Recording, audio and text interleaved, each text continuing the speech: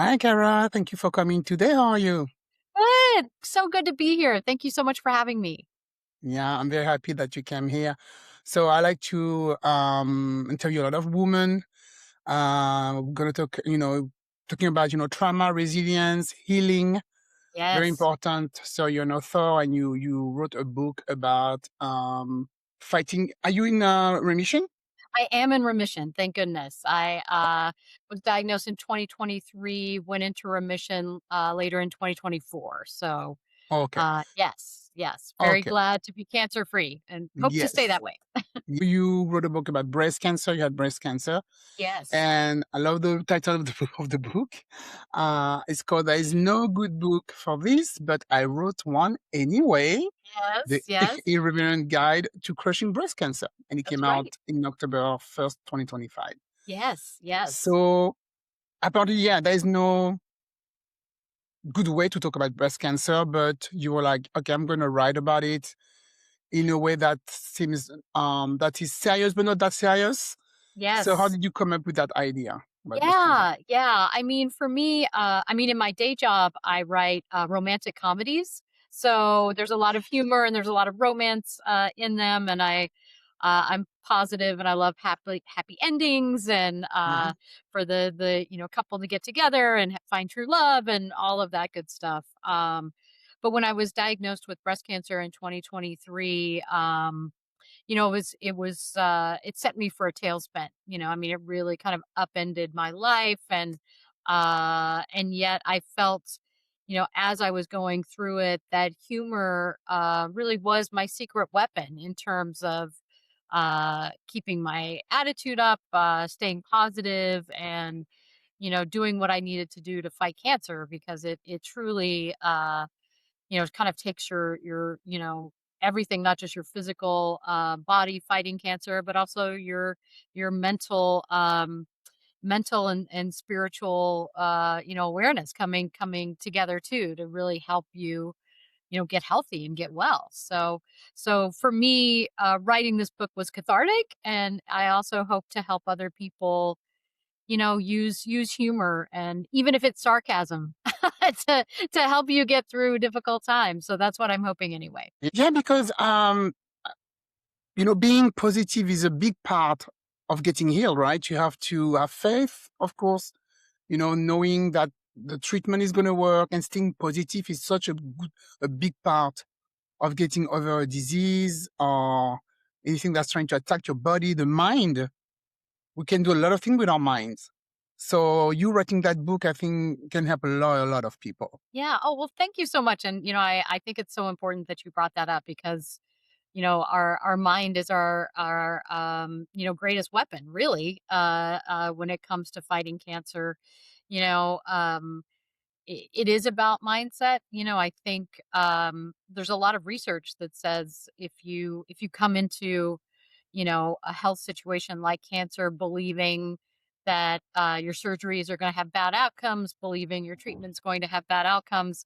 Unfortunately, it's sort of a self fulfilling prophecy in which sometimes those things, that people who feel bad things will happen, often it comes true and at higher rates than people that think positive things will happen. And I want to make sure to be clear that I don't think we need toxic positivity where you're just positive all the time for even though in the face of it you're feeling sad or mad or all of the things. I think there's a balance that we can strike by trying to look for the positives and grow our own feelings of hope and be realistic at the same time. I think you can do both, and doing that will lead to healthier outcomes, I think, for people. Yeah, you remind me of, do you know that Pastor Joel Osteen is really famous Yeah. Hmm, hmm. from Texas? Yeah. His mom, I don't know if you heard the story about his mom. Oh no, When she I had, haven't. okay, so she had cancer. I don't remember if it was breast cancer or, so back maybe I think in the 90s, she had cancer, and the doctor told her, you have 6 months. So, Mm, yeah. prepare get your affair in order. Sure. And so, so now they're really, religious and everything. So she put a picture of herself looking healthy on her desk. And Yeah. every day when she was waking up, she was looking at herself. Every day, every morning, every night, and every day she was like, I'm healthy, I'm healthy, I'm healthy. cancer Yeah. disappeared. I Yeah. don't know if she did treatment or maybe the treatment, but was just Yes. like poof. Yeah. 6 months, not 6 months, 20 years later, she's still here That's fantastic. I mean, because she was that's like, so I'm wonderful. getting healthy. I'm healthy. Yeah, I mean, I think we should never underestimate the powers that we have over our own lives, and, we don't have a lot of power over the rest of the world, but we Yeah. definitely when it comes to ourselves, how we feel, our bodies, we have a lot to say. We really do, so we should, tap into that, absolutely. And I read on your website that your book, so it's part memoir, part pep Yeah. talk. Yes. So did you think that having a little pep talk, at the end of each chapter will make people feel more at ease or be less serious about having this disease? Yeah, I think for me, cancer is such a roller coaster journey emotionally, there it's just to get your arms around your diagnosis takes like 6 weeks. It's all of these tests. There's a lot of hopes that come up, and then disappointments that happen as the test results come in, and it's kind of hard to stay positive. It's hard to um kind of resist that like tug of negativity and the you know just feeling like hopeless. There are some days that Yeah. you're just going to feel hopeless, and I think especially in these dark times, I think pep talks are so important because it's so easy for us to lose track of the things we can control, the things we can do to make ourselves healthy and healthier and better. And I think, pep talks are just a way to sort of to get at the heart of it, to say like, hey, you have more strength than you know. You have more tools at your disposal. You're a beautiful, complex human being. You have a lot of power in your spirituality and your attitude and your focus, and you should dive into those. So I think when we're little kids, we get a lot more pep talks than we do as adults. you Yeah. and I think we all need pep talks. I think we absolutely do. And sorry, a moment during your treatment when you realize, okay, this is going to be in the book, Yeah. even if it's like raw, even if it's absurd or inappropriate, at the time, but that's going to be in the book. Yeah, yeah. Well, it took me a while to get to the place where I was certain I was gonna write a book. I had journaled. I mean, I've written 40 books, so you would think it was just a knee jerk thing, but I'd only written fiction, so I hadn't written Mhm. something this personal before, and I wasn't sure I was going to write a book. One of my good friends really put it in my ear and said, "Hey, you should turn your experience into a book that other people can, read and relate to and learn from." But so I was doing a lot of journaling, and while during the actual treatment, I wasn't sure like if there was anything that was ever gonna come of it. So, I certainly, in writing the book, put things in there that I don't think at the time I ever thought I would put in a book. Mhm. I'm very open, and very honest about, how the treatment, went for me, how, some of the diagnostic tests went for me, and, there's a very funny scene in the book, I think, when I get an MRI about it. It was just kind of a comedy of errors on my part. So, but I share that just to show people funny things do happen even in tragic times, and I think laughing at myself and some of the mistakes I've made just helped me get my arms around it, to sort of feel better about the whole thing. Like if we can't laugh, we're gonna cry. So I'd rather Yeah. laugh. Me too. Yeah. I agree with you 100%. Yeah. What do you mean when you say screaming to the void? You know, Yes, is yeah. it because you get mad? Like in Yeah, the book, you also get mad? yeah. I mean, I think, there's so many emotions that come up because you're scared, there's a lot of Mm. fear, there's a lot of anger too because your own body is betraying you when you get cancer. It's like for me it's like, "Hey, I thought we all agreed we're supposed to live." And like, "Why are you trying to kill Yeah. us?" Like, this What's is going on? yeah, this is I thought we were all supposed to live. This is not Mhm. how I expected things to go. But there's also a lot of grieving of, a lot of things. I mean, for me, I had a double mastectomy, so I had to, grieve the loss of my breasts. And then, Wow. you also grieve the loss of your like healthy self, of being someone who didn't worry about, death all the time, and pain and treatment side effects and things like that. So yeah, there is a lot of just frustration and anger. There's, when I was first diagnosed, I felt a lot of, why me? I thought I tried to be healthy, I did responsible things in terms of exercise and eating and going to see the doctor. It was just there was just a lot of why me until I sort of flipped the script and got to a point where I was like, why not me? Mm, 1 in 8 women will be diagnosed. I know. It's and diagnosis rates are on the rise. So, why not? So it was a so there is a lot of anger that, comes with it, fear, anger, resentment, hopelessness. They're all those feelings wrapped up into dealing with cancer. And so screaming into the void is definitely a completely fine reaction to getting cancer. The thing I don't understand is I mean, they found like a cure for HIV. Yes. They Yeah. are advancing a lot on Alzheimer, and Yeah. breast cancer is still a death, Yeah. sentence for Yeah. women. Yeah. I don't understand what's going on here. How I come this know. is so hard? I know. We really and we're close. I think we really are close, which You is think? I mean, for there's so much research out there. It's so promising.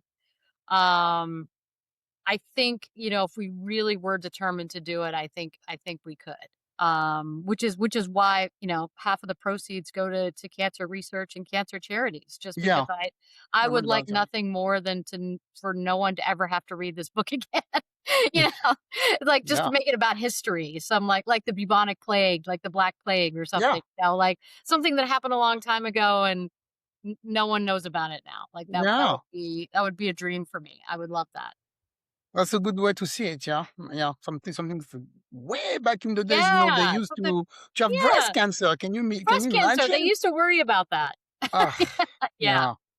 So now let's talk about people around you, your family, yeah, your friends. sure. So because there's a lot of people who struggle, they don't know what to do, what to say to you. Yeah, And so what would be your advice for them? What are the biggest, well-meaning, but widely helpful thing that people, should stop yeah, saying immediately? yeah. Well, I would say, for people maybe who had a loved one diagnosed, with breast cancer, there's so much that you can do. I think we're very human and we don't know what we should say, what we should do. We're worried about saying the wrong thing.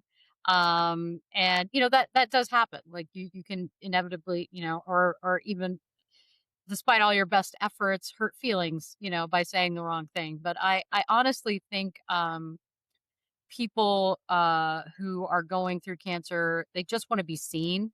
They just want to be lifted up. They it can be for me, it was as simple as people checking in with me on like a weekly basis, just to like, how are you? I'm thinking about you. Like that's it. I mean, it doesn't have to be something expensive or complicated. It can really just be I'm thinking about you.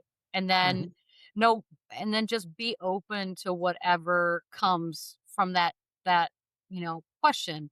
If they send you a 3 paragraph diatribe of text about how everything's awful. I mean, tell them you're Yeah, really, sorry, and that sucks. I mean, there's, if they're trying to be upbeat, then encourage that. I think it's all about the patient leading the way. I think too often loved ones and family members and friends they want to fix things and yeah, they want everything to be okay. They badly want everything to be okay, but in this moment, things aren't okay. And and it's okay that they're not okay. You know? Like we're just gonna have to be in this difficult moment and it's all right. Like, we don't have to move quickly to everything's fine and we don't have to worry and because there's a lot of worry and there's a lot of concern and there's a lot of fear, and it's okay to be afraid. It's okay to not be okay. Yeah. I mean, and it's really hard to, like you were saying earlier, to stay positive but not be in that toxic positivity, Yeah. all the time, because you have to realize, yeah, that could be a death sentence for people. It is for people. I mean, Yep. recently, one of my friends, she lost a very close friends to breast cancer, Yeah. and she was gone in a year Yeah. because when I read for you that you were diagnosed stage one, I was like, okay, she had options for Yeah. treatment, Yeah. and that person got diagnosed stage four. Yeah. So I was like, okay, this is the end. This Yeah. is, and I don't know Yeah. how you miss this. You will go Yeah. to the doctor, you do your own appointment, and out of nowhere, you have something in your breast. I know.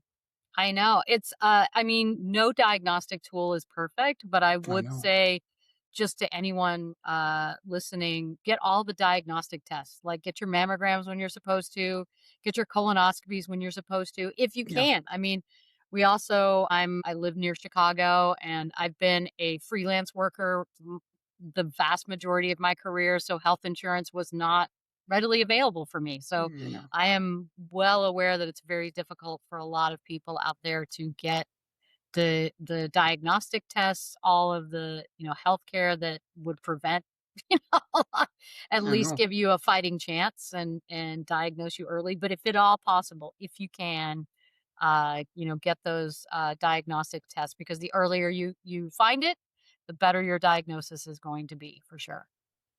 So when you say that, it makes me think about another friend, Hmm. and she told me something I didn't know. So she has an history of breast cancer in her family. So I was like, "Oh, Hmm. so you're being very careful, right? You're being tested all." And she's like, "No, actually, I never go because the machine can give you cancer." I was Oh, like, "Excuse me, what?" yeah, And yeah. she said, I "Because mean, of the radiation, it's you could get cancer, and because I'm prone to get cancer, it could activate it, so I don't even go." So yeah, I'm really confused right now. I'm like, "Okay, I know. Well, I of course, I am not a doctor. I would yeah, encourage people to do their own research. I would say I don't know that there are any conclusive research studies that I've heard of that says the mammogram machine increases your risk. There's also other things. There are ultrasounds you can do as well that don't have radiation. do So something." I would encourage you to talk to your doctor and um, and voice your concerns. Say you've heard this. What do you say? I mean, I am not a medical professional. I go by what my doctors tell me, but I would say that right now the tools may not be perfect, but they're what we have. Yeah. Yeah. So yeah, I would definitely not want to wake up with stage 4. Your treatment options are limited. So you return all those very romantic comedies. I checked Mhm. one of them, some of them on the online, and I saw you had the Duchess in Yes, playing. yes, yes, yes, I'm like, Meghan what? Markle was in, the Hallmark movie, The Dater's Handbook. Yeah, Yes, yeah, and I yes. wrote the novelization of that. Yeah, yeah, it was a lot of Ah, fun. It was a lot of that's so fun. funny. So yes, I wanted to know how was it to. I think you told me earlier, but I wanted to really ask you how was it to navigate from all those romantic and light comedy to something so serious, but Yeah, yeah. still you want to keep a little bit of humor in that book. Yeah, absolutely. It's writing this memoir was just a very personal experience, and this is the first time I wrote nonfiction, and the first time I wrote just about me. Yeah. All of my romantic comedies and romance novels and fictional novels. I mean, they have some element of me in them, but they are fiction. They are not real, and these characters are not real, and but for this it was all too real, unfortunately. So for me it was really about getting comfortable with being vulnerable and sharing a lot of personal details that I don't normally share. As much as people think like the sex scenes or my sex scenes are not. That is all fiction. That's all fiction.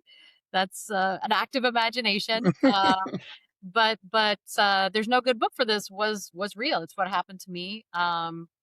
So in some ways it was a lot scarier than writing fiction because fiction, of course, those characters are not real. But I was putting myself out there and my experience out there in a very raw way that I'm not used to. But I have found it very rewarding, and a lot of readers have gotten back to me.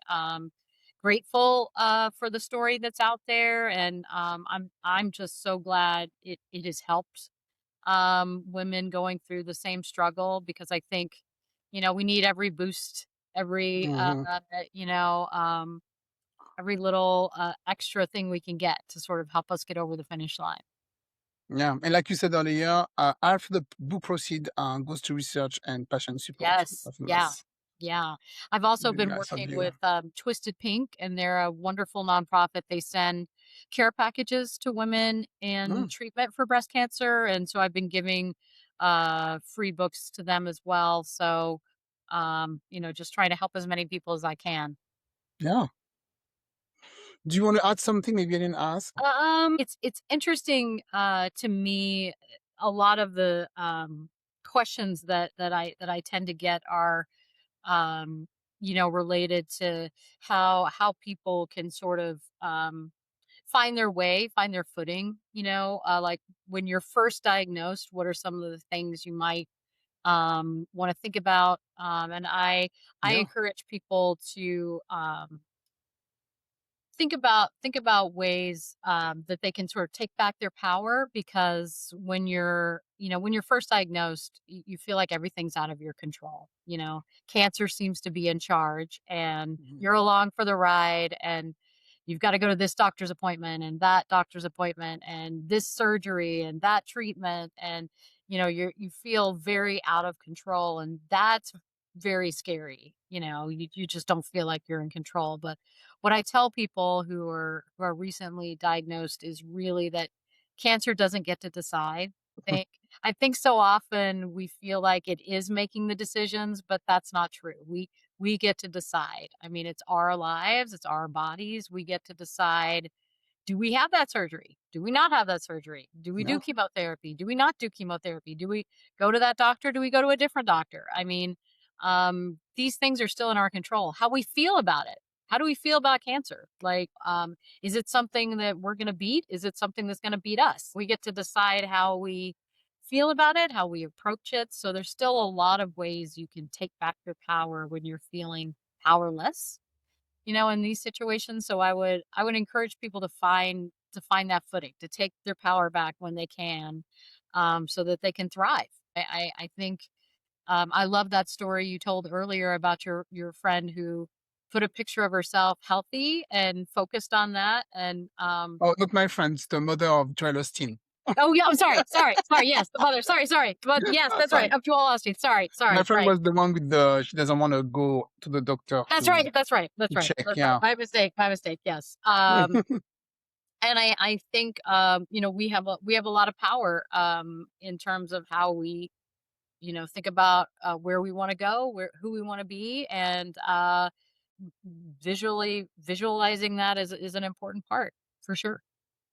Did you use any alternative, maybe like medicine, like I don't know, acupuncture or meditation, Reiki plants, or did you do something on the side on Yeah. top of all the surgery and treatment? Yeah, yeah, I did mostly traditional treatment. I do have this wonderful friend who, she reads auras, and Yeah. she, Mhm. is just so intuitive, and she did, multiple readings for me where she sort of helped me really get in touch with, some of my inner fears and worries about treatment, and it just helped me feel lighter and better. And I think that helps when you connect with someone who's very intuitive and really can sort of get at the heart of your fear that you may have trouble like getting a handle on.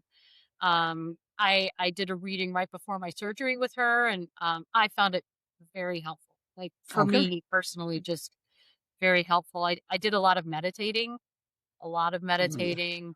Um, to handle the anxiety and Yeah. the worry and the anger too, like all of it, just because Yeah.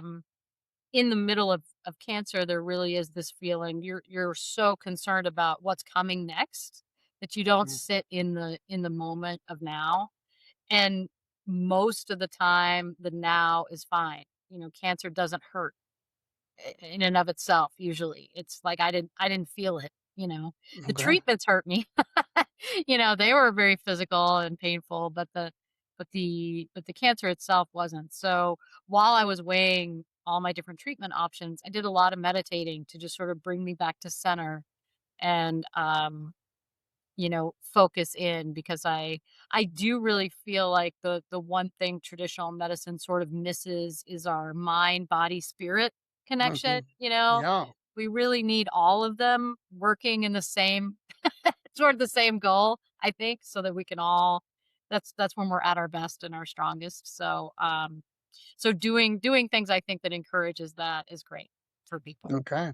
Yeah. I do Reiki also, and it can help for some people. They got cured with Reiki, so do everything you can do. Exactly. I've heard great things about it. I haven't tried it, but I would love to. Yeah. Yeah, I mean, there's a lot we don't know. I know. It's a work in progress, right? But a lot Yes. of people are waking up. I talk to a lot of people are waking up to a lot of more spiritual things. We need science, but also a lot of spiritual things around you can help a lot Oh, for your yeah, health. absolutely. Because I think it's just one other way to get at our being. I mean, we're a complex, we're a Hmm. mind, spirit, body, and you have to get at all of those. I know. I also during the course of my treatment, had a wonderful counselor. I talked to just about my fears and worries, and I was able to share with her, a lot of things that I didn't want to burden my family with, because they're afraid Hmm. too. Yeah. So it was just helpful to talk through some of those things so that you know I could just feel better, clearer when I made decisions because I think when we make decisions when we're afraid or scared or confused, those are often not the best decisions. But yeah, I know exactly what you're talking about. No, right. Right, right. So any yeah, way that's you the can right be one. calmer, whether that's Yeah, Reiki or anything else, do it. yeah, Yeah. yeah. Well, thank you very much, Cara, for all your wisdom, Yes. and I'm very happy that you were able to fight the nasty disease, and I hopefully in know. 100 years, maybe I That's don't right, know, that's right. Let's make it extinct. I would love that. it's gonna be in the rear mirror. That's right, that's right. Let's make put it in the history books. That's where it belongs. Yes, yes. So okay, so that was for the book. There's no good book for this, but I wrote one. That's right. I like the title. We can Yeah. find it, I guess, on Amazon, on Audible Yes. also. Can we listen Yeah, to it? Amazon, Audible, pretty much wherever you get your books. You can also read more about it at Hmm. caratheauthor.com. Okay, great. I put everything in the show notes, and people Great. can click on it and find you. Thank you. Perfect. Thank you so much. Bye.